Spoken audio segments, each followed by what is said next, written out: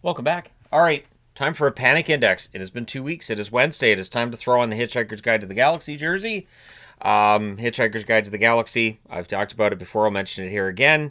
Yes, 42 is what it's known for, and the don't panic, but also mice are the smartest creatures on planet Earth, according to Hitchhiker's Guide to the Galaxy, and the entire planet is one giant computer. All right, so today's panic index. I've changed up the magnets a little bit. So at the top, I used this on Halloween, but I like this little guy. I do. It looks so very happy and kind of disturbing at the same time. So this is for fans who might be really happy, or teams that might be really happy right now. The next line, it's the Homer Simpson I can do it. Which is teams that are playing well, not necessarily top line, but still playing well. The questioning emoji here, of course, is for teams that are right in the middle, and I'm having a hard time figuring out where to put them, so we'll discuss as we go through each team.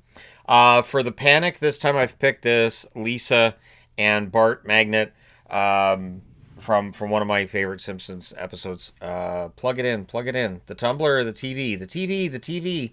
Anyways, but that's the scream that they do before saying that. And then at the bottom's the New York Jets for the teams that are already kind of out of the hunt and thinking about draft lottery, selling, this kind of thing. And what's interesting is we're a month into the season and we're not seeing nearly as many teams in that category as I think we normally do. So let's go ahead and start things off. This is in a random order. I just took all the magnets off this board in a random order. And so we'll start with Boston.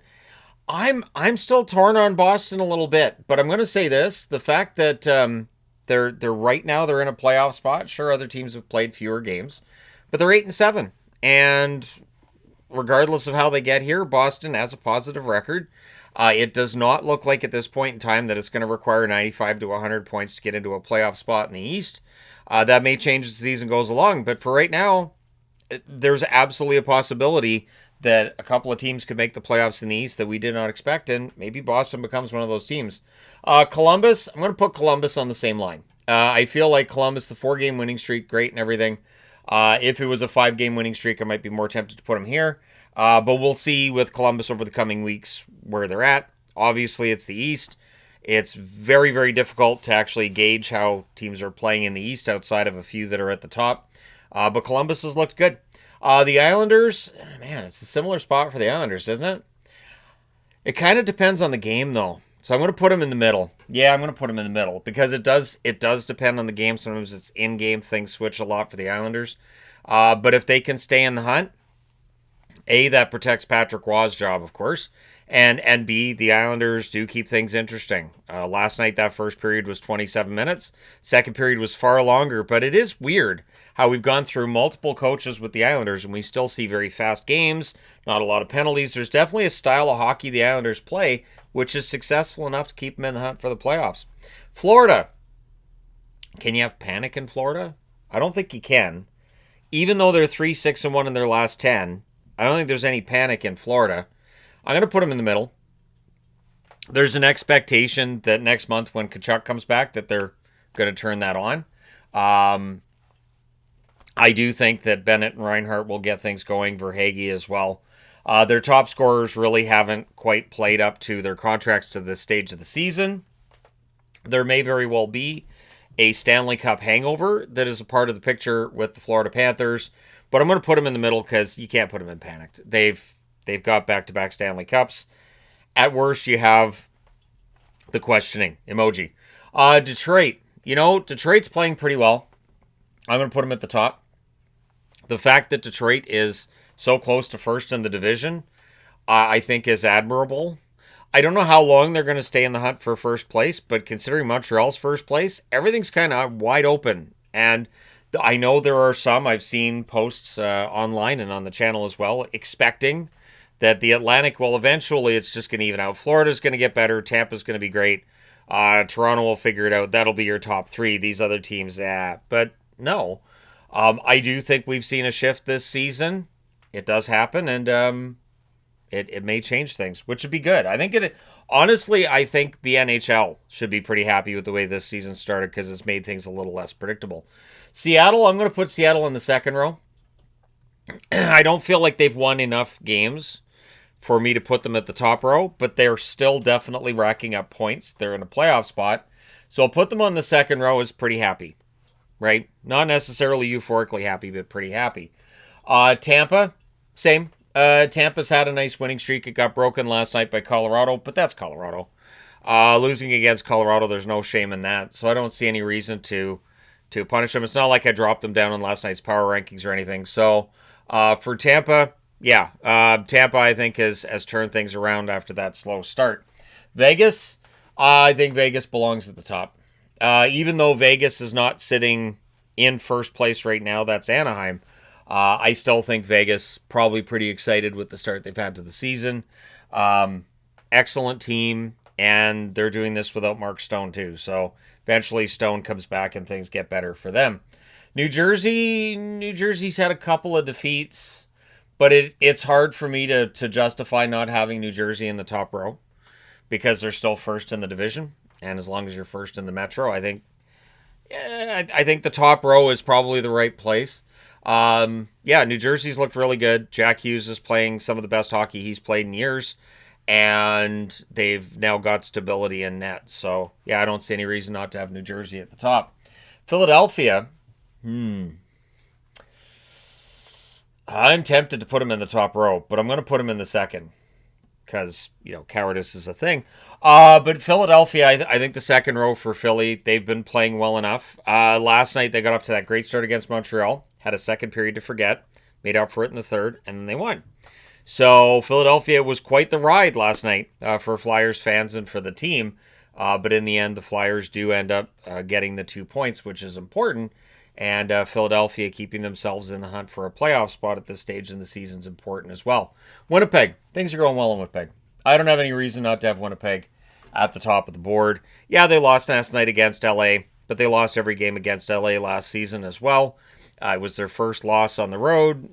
Winnipeg's fine. And now they're going to get Lowry back. So, Winnipeg, top of the board. Yeah, I don't see any reason to change that. Carolina. Second line. It is interesting, and I'm going to call this now. I don't plan this out in advance. I don't plan out where I'm going to put all these. Anytime you guys see these videos, it's complete and total improv. But I do think I'm going to have more teams in the first and second row than usual because everybody's so close. Because everybody's right in the hunt in the East, it's kind of hard not to have fan bases and teams feeling pretty good about themselves right now. So Carolina's here. Carolina's playing pretty well. Long road trip. So long road trips, when they don't do that much damage, you're always happy about that. We're not seeing a huge amount of walking wounded with Carolina's forward group anyways. The defense, but either way, Carolina's going to get healthier. Keandre Miller could be back tomorrow. Nashville. It can't be panic for Nashville. I don't feel like Nashville fans would have been expecting a huge bounce back. I don't think there's any pressure in Nashville. So I'm going to put them next to the Jets logo. In that, I don't think there's any pressure. I don't think there's any panic.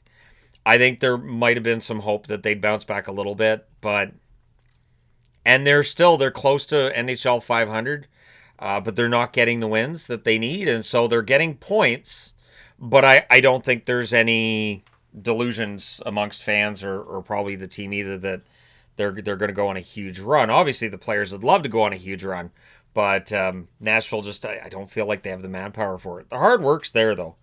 The LA Kings... it depends on the day with the Kings. To me, it depends on the day. The win last night over Winnipeg was important for them because that's the kind of dominance they showed at home last season. And if they can build on that game against Winnipeg, then 2 weeks from now when I'm talking about the Kings, they may very well be in the top row. But for now, I'm going to put them in the middle. It depends on the game, and they have been kind of up and down recently. Minnesota. I'm going to put Minnesota next to Panic. I'm going to put Minnesota next to Panic because they haven't measured up to what the expectations were this season. And their 5-on-5 play is just, it's alarming at times. So Minnesota, I feel like is the first team that I can say, they belong next to that Panic magnet. So, Yeah, I'll go with Minnesota as the first one. And there's good reason to be concerned too. A lot of these players are signed long term. Obviously, the Kaprizov contract gets talked about a lot. I still think that Kaprizov contract's fine in terms of the economic situation Minnesota finds themselves in. I think they can afford to pay Kaprizov that, but I do understand people looking at Minnesota's returns so far. There will definitely be those who say, "Well, this is the Kaprizov contract was wrong," and yada yada yada. Utah. Utah belongs to me. To me, Utah belongs at the top.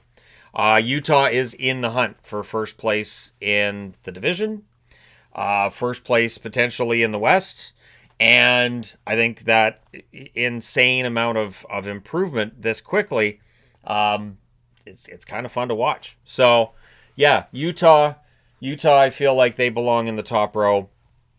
You guys can let me know your thoughts on that one. St. Louis, I'm going to put St. Louis next to the Panic Magnet as well. St. Louis has not measured up to this point. The goaltending, the defense, some of their top scorers, Kyrou not producing the way that I think St. Louis would like him to. And this is back-to-back years where Kyrou started slow. Pretty sure he started slow last year too. So for the St. Louis Blues, it has been quite the start to the season. There have been signs at points they're pulling themselves out of this. I would say their last game, a little more encouraging, but they need to string it together into a bunch of games. That hasn't happened so far this season. Toronto. Oh, what day is it? Toronto, it's really difficult. I'm going to put Toronto in the middle. Sometimes they look like a playoff team. The way they came back against Pittsburgh, really strong effort there. But they have enough duds in there too. In fact, the first 40 minutes against Pittsburgh was a dud. And so Toronto has been very up and down. Like I just mentioned, even in the same game, they can go through that range of emotions. And so Toronto, for me, it's in the middle. I have no idea which way this is going to break. It does feel like either this team's going to go on a big winning streak, and we're going to talk about their struggles early in the season being behind them, or we're going to see the bottom fall out. And then I don't know what you do if you're Toronto if the bottom does fall out at some point. Buffalo. Is it panic with Buffalo or is it just resignation? I don't think there's any expectation with Buffalo. So the fact that they're getting points, they're not losing a lot in regulation, good. But they're not winning a lot either. And there's enough here with Buffalo to be concerned that I'm going to put them next to that New York Jets magnet. I want to stop having to do that. I want Buffalo to be better. I would love to see Buffalo in the playoffs for the first time in forever. There are kids in middle school who have not ever in their lifetime seen a Buffalo Sabres team that made the playoffs.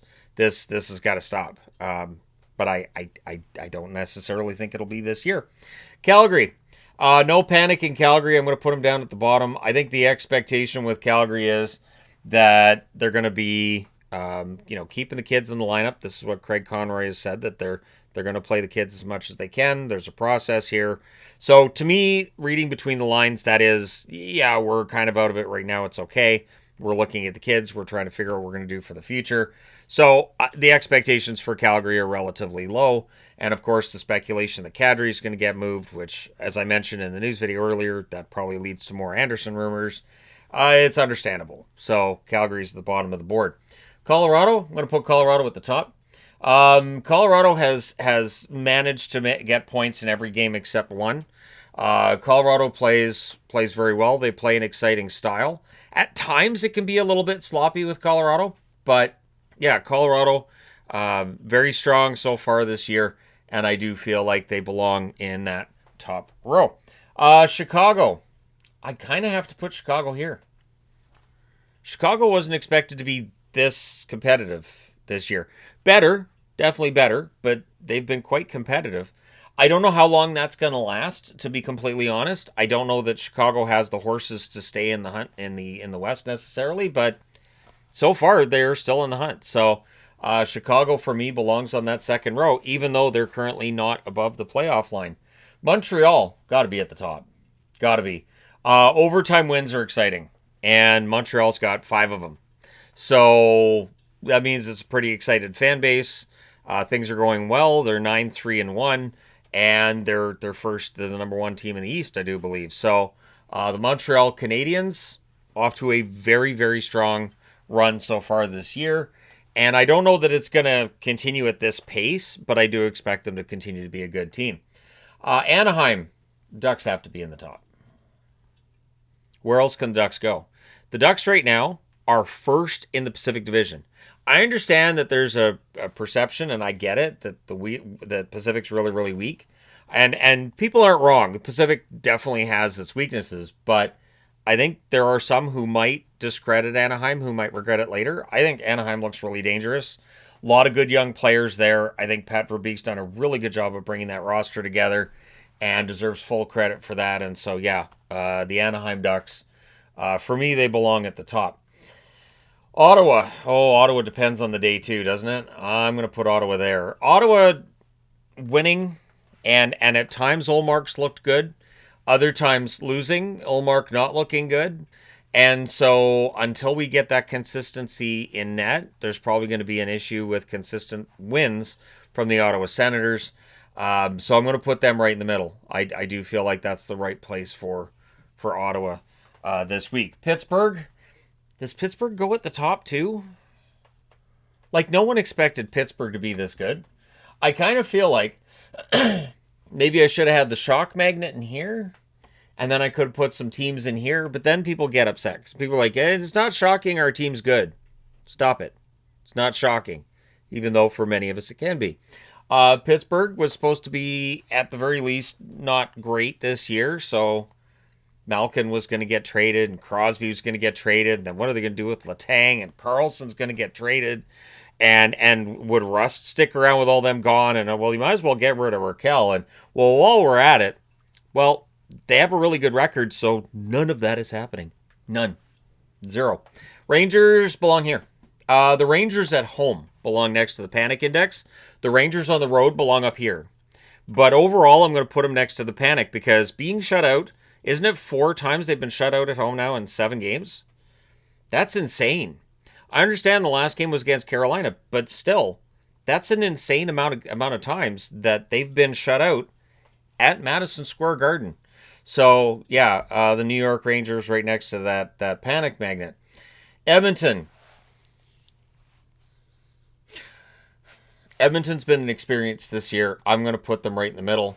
Because it does depend on the game. It depends on the shift. It depends on a lot of things for the Edmonton Oilers from game in and game out. So I feel like the middle of the board is probably right for Edmonton so far. But like last night, they probably should have won that game. They didn't. They probably should have. So that's a good example. You know, Dallas kind of steals 2 points there. And Edmonton gets to relish that they didn't get both points in that game. Dallas. For Dallas, the expectations were pretty high. I don't feel like Dallas has necessarily lived up to those expectations thus far. So I'm going to put them in the middle as well. Injuries have definitely played a role in that for Dallas. There have been some key guys out throughout the season. But, yeah, I think Dallas could be better. Definitely over a 60-minute period. They are not playing the way that I feel like Dallas can and should. So I'm putting them in the middle of the board. Might be a little tougher than some see it, but they're 4-3-3 in their last 10. So definitely some reason for concern. Vancouver, well, what day is it with Vancouver? Middle. There are definitely Canuck fans that are always in the panic area. There are always going to be Canuck fans that are maybe on the second row that feel like things are going better than we might have expected. But, yeah, Vancouver I'm putting right in the middle. I do feel like the Vancouver Canucks have got wins that were a surprise because of injuries. And just the fact that this team has stayed 500 for as long as they have, while nobody's running away with things in the West, keeps them in the hunt just in case they do make an addition. San Jose. Things are going all right for San Jose. And here's the weird thing. They're 4-5-1 in their last 10. I still feel like San Jose belongs here. That for the first time in years, San Jose doesn't belong at the bottom of the board with the teams that are just waiting for the draft. I think San Jose's done a good job. I think that the Sharks are showing signs of being done with the rebuild, and with the amount of youthful talent that they have, future's really, really bright. Might be a little bit less bright right now in terms of their record than Anaheim, but long term, are they going to be better, or will Anaheim be better? That's video worthy right there, boys and girls. I may at some point be doing a video on that because it is an interesting discussion. Maybe look at all the teams going through the rebuilds, all the youth they've added, and ask the question, which one is building towards being a cup champion? Washington. Oh, it depends on the day with Washington too. They've had some recent struggles. I'm gonna put them in the middle.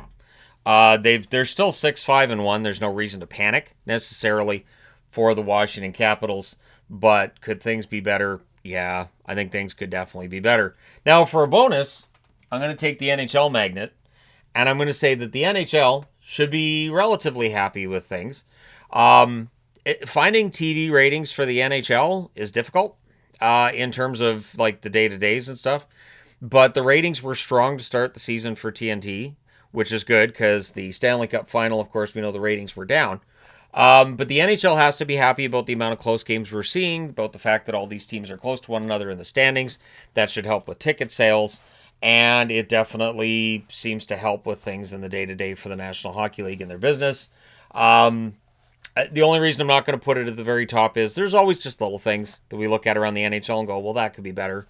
So I'm not going to put the NHL logo at the top row, but I'll put it on the second. I'll leave the Penn State one where it is because we're not talking about McKenna right now.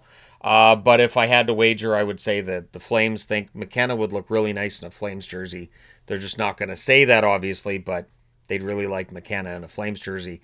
And I kind of agree with them on the idea that, yeah, if you're looking at a team in the league who really needs McKenna, it's probably Calgary. But let me know your thoughts in the comment section below, as always. Hit like and subscribe in the event you may not have done so already. Thank you guys so much for all your support. I will talk to you again soon.